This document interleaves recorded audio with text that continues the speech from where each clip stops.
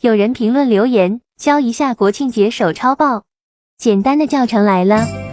首先用铅笔画一个大大的五角星和圆圈，左下角画天安门，右下角画几个圈圈，等会画成葵花，加上气球，写上欢度国庆，加上烟花。开始给草稿细化一下，加上花瓣，继续加细节，加粗文字，加一些星星。开始用勾线笔勾一遍线稿，慢慢的跟着草稿画一遍就好了。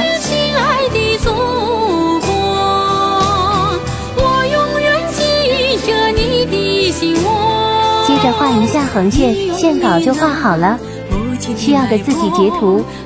接下来简单的平涂一遍颜色就完成了。你学会了吗？